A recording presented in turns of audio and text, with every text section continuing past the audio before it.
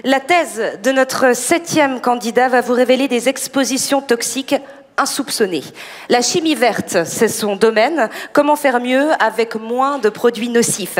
Et vous le verrez, le diable se cache dans les détails. Se satisfaire du vivant pour répondre à nos besoins, c'est ancré assez loin chez lui quand il était petit. Il élevait des pigeons voyageurs. Ce soir, on parle de chimie verte, la renouvelabilité au service de produits chimiques plus sûrs. Une thèse menée sous la direction du professeur Jérémy Luther-Bacher à la faculté des sciences de base de l'EPFL. Tom Nellis est notre 7e candidat.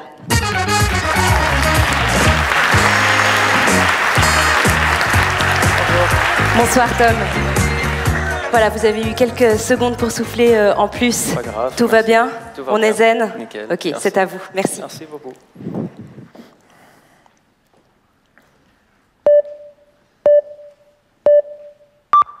Saviez-vous qu'un ticket de caisse, en apparence anodin, a un revêtement chargé de bisphénol A, ou BPA, une petite molécule toxique?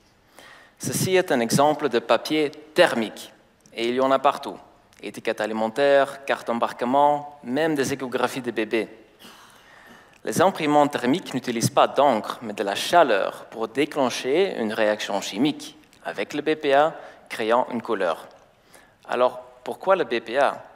Eh bien, c'est une poudre blanche, ce qui donne un bon contraste, et surtout, c'est bon marché.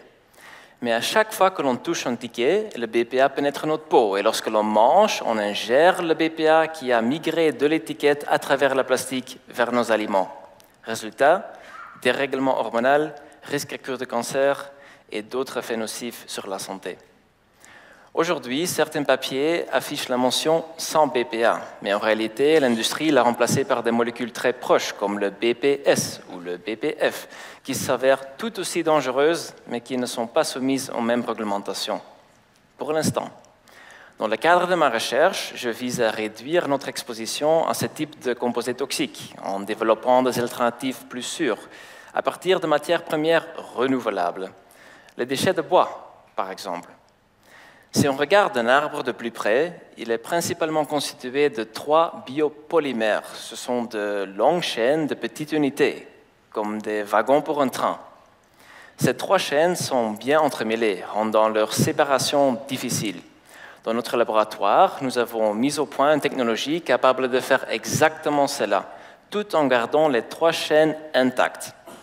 Imaginez un chef qui sépare parfaitement le jaune, le blanc et la coquille de neuf, ce qui permet de les valoriser dans différentes recettes.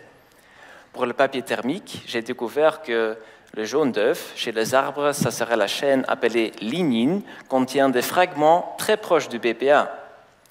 Alors, pourquoi ne pas remplacer une petite molécule toxique par une chaîne naturelle trop grande pour pénétrer notre peau ou nos aliments? Comme vous pouvez le voir, ça fonctionne.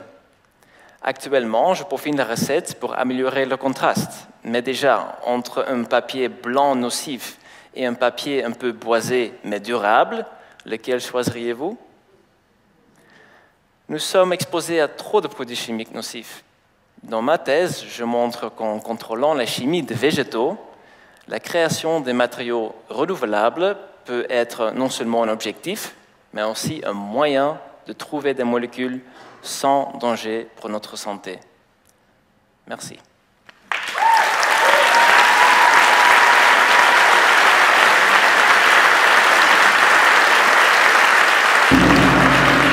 Bravo. Bravo et merci, Tom Nellis. En attendant que vous révolutionnez la chose, difficile de ne pas se méfier du moins de bout de papier qu'on vous tend désormais.